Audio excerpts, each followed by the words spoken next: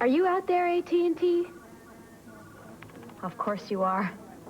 You're not gonna like this. You know how all along you've been telling us at MCI to put it in writing? Sort of implying that we weren't telling the truth about our savings. Well, a proof of savings statement. We're sending them to our new friends and family customers, showing them how they save. Put it in writing.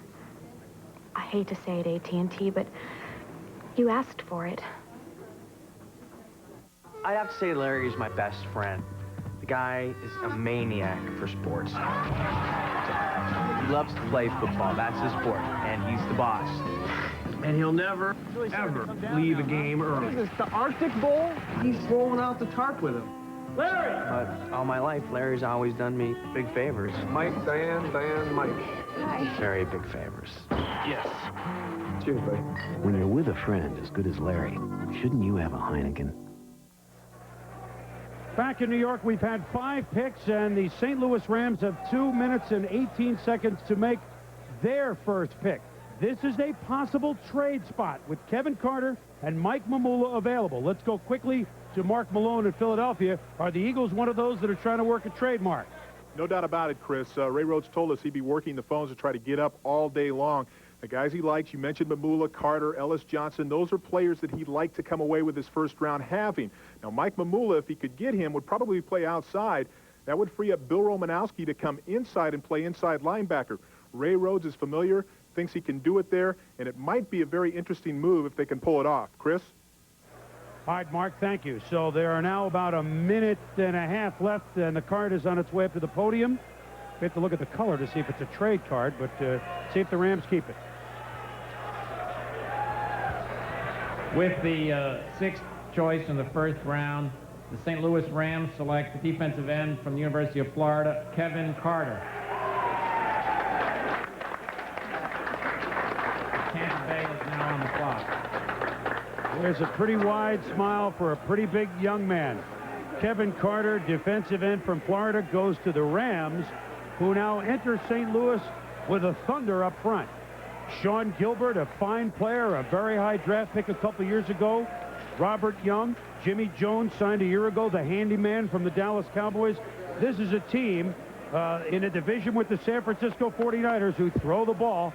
This is a team, Mel, that now can seriously rush the passer. Carter is a behemoth.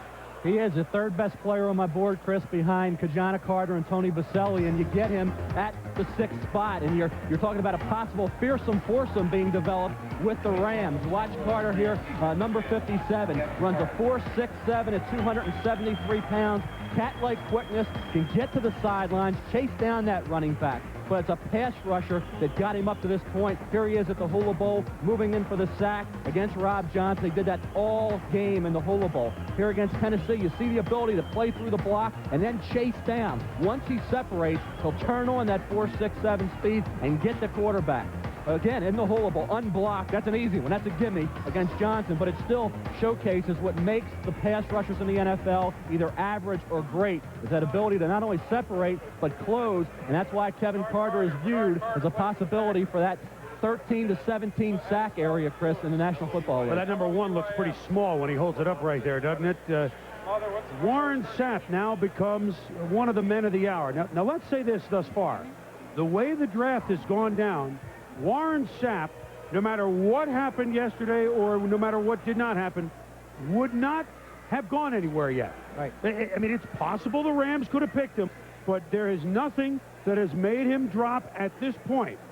Tampa Bay, now these become the slots where Tampa Bay either will go with Warren Sapp, a team might call the Buccaneers and move up and take Warren Sapp, or that he might slide a little bit.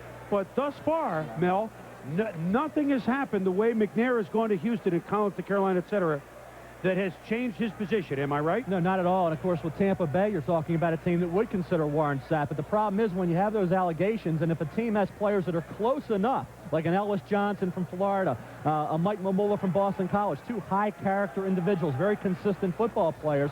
If they're close with Sapp, all of a sudden that's enough to push him back a little bit and force Tampa Bay to either go with an Ellis Johnson or a Mike Mamula over a Warren Sapp, especially for a Buccaneer team with Sam Weiss that's really under the gun to do a good job. All right, well, now the Buccaneers are on the clock. Let's head to Florida. We're just up the pike from Tampa Bay, and Jacksonville is Andrea Kramer. Andrea, what's brewing right now? Well, going back to the Rams for a second, Chris, yes, they liked Galloway, they liked his speed. However, they felt that there was simply more of a need on the defensive side of the ball. The two highest-rated defensive players they had, Kevin Carter and Warren Sapp, who you've been talking about all morning. I don't know if we can say that Sapp they didn't take Sapp because of the drug allegations. Steve Ortmeyer told me this morning that they had done their own background checks on him, and that wasn't going to be a factor. However, if they had taken Sapp, they would have moved Sean Gilbert to defensive end. This way, they keep him at tackle. They put Kevin Carter out at defensive end. They also just signed free agent Keith McCants, which they're going to put at defensive end. So they got, as far as they're concerned, the Rams, their top-rated player on the board, on the defensive board, and that is Kevin Carter. And, by the way, watching it in the Rams in the draft room is the new partial owner, Stan Kroenke. You got to be sure that he's happy with Kevin Carter. Chris? All right, Andrea, thank you. Kevin Carter to the Rams, the first defensive player chosen here. The last time the Rams took a first-round player from Florida, 1971. He played the same position. His name was Jack Youngblood. He was pretty good last time I checked. Warren Sapp, does he go in the next selection or three? We'll be back in New York in a moment. This is me 5 years ago when I joined Pound Pinchers. And this is me now. For permanent fat loss, diets don't work. You need to build muscle. Before, after. And the best way to do that is with the SoloFlex Rocket. No matter what shape you're in, you can rock your way to a slimmer figure and more muscle. So get on the Rocket today and get on the road to permanent fat loss. The SoloFlex Rocket. Call now for a free brochure and video. To get a complete aerobic and muscle-building workout, you could run and lift weights and cycle and climb stairs and lift weights and cycle and lift weights and climb stairs and cycle. Or you could just lay back and relax. Introducing the SoloFlex Rocket, a total fitness machine that gives you an aerobic workout and builds muscle at the same time. And you can own it for less than you'd imagine. Call now for a free video and brochure. Rule number 45, board checking. Rule number 25, to play the game, use a puck. The Blues and the Stars will shine Tuesday. The NHL rules on ESPN2. Welcome back to New York, as we have had 6 draft picks thus far, 5 of them offense, and Kevin Carter, the first defensive player who is going to the St. Louis Rams. Tampa Bay, Seattle are the next one on the clock, with the Jets and Cleveland following up. So those are the next 4 teams that are up. Let's go to Craig James right now. Craig? Well, Chris, Warren Sapp, a hot topic. I just visited with his agent, Drew Rosenhaus, who said the Rams had told him they would take Warren Sapp. You have to wonder if these allegations hurt there. He also said don't be surprised to see a team like the Raiders maybe make a move to come up. That'd be a great choice by the Raiders, and we all know Al Davis. He's the kind of guy that has the guts to go ahead and make a decision to take Warren Sapp. Well, there may be some calls that Tampa Bay is entertaining, Craig, as you mentioned, from teams who would not normally be calling in this slot. As the Buccaneers continue on the clock with 8:40 to go, let's check in with Chris Mortensen down at Panther headquarters in South Carolina. Mort? Well, Chris, as we take a look at Warren Sapp and just Dennis Erickson mentioning rumors and Drew Rosenhaus, false reports, you have to remember these reports are coming from NFL Security, which is the investigative branch of the league, as they delivered the reports to all the teams who inquired about Sapp. And they did this late yesterday, and that was the one thing that bothered some of the teams, is that this information came so late. And why? But it's NFL Security that provided this information to the teams. It's not a media rumor, so to speak, Chris. All right, Mort. Tampa Bay. This is a team that since 1982 has not made the playoffs. This is a team that, although they had a nice run to finish the end of last year, has not lost less than 10 games since the 1983 season. Defense, a reason why. Absolutely. We had 20 sacks last year. No player had more than 4, 28th ranked. Interceptions, 28th. Yards rushing allowed, 27th. Yards rushing a game, 26th. Takeaways, 26th. Only 21 in the entire year. I definitely think that Sapp would not be a bad player to take here. Everybody wonders, are these allegations true? Are they not? Rusty Tillman is now the defensive coordinator in Tampa Bay. He will turn around the defense. They will be a better football team. I think if anything else, regarding Warren Sapp comes out of this, he's got to be scared a little bit to find out the scrutiny that a national football player goes under. If he did do anything before, he's going to have to be really careful to do it in the future if he decides to do it. If not, then he won't have anything to worry about. I personally think that Sapp would be a very good choice for Tampa Bay right here. It wouldn't hurt him. And they probably didn't expect him to maybe get down to this slot. They're taking all the time. Let's go down to Gary Danielson and see if he can kind of listen in behind closed doors at Tampa Bay. Gary? This is really a team that's going to use all their time with the clock. They're going to entertain moves down now. They know there's a lot of depth at defensive line. They took care of their offense with Alvin Harper, Trent Dilfer, Eric Rett, but as we looked earlier in the war room, we saw the guys in the war room, Rich McKay, Sam Weish, and defensive line coach Tom Pratt. They're getting together to discuss the depth at the defensive line.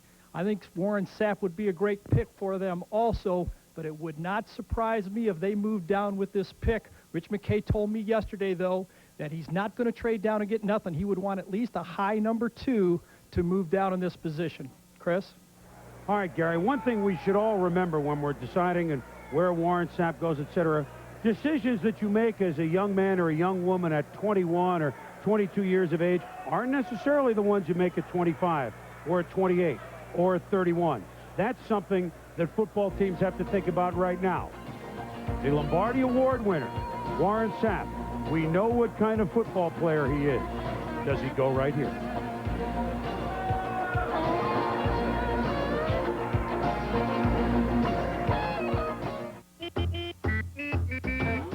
Have you had your break today? We all need to get away. There's one place that's on your way. McDonald's is your break today. Have you had your break today? Easy does it McDonald's way. Taste the break, the smiling face. Ooh, yeah, yeah. Have you had your break today? If you and your wife are off to beautiful Kauai, Visa Gold's purchase power can pay for every romantic moment. Hi, honey. Finally came down. Not to mention a new pair of glasses. I wanted to tell you how much I'm enjoying this second honeymoon. And that I loved you. Thank you. Because Jenkins Optical can make new glasses in an hour, but they won't take American Express. Who's that? Visa Gold. I've never seen him before in my life. Who will steal the wind and rule the sea? The challenge has stood for over 140 years. Who will be the defender?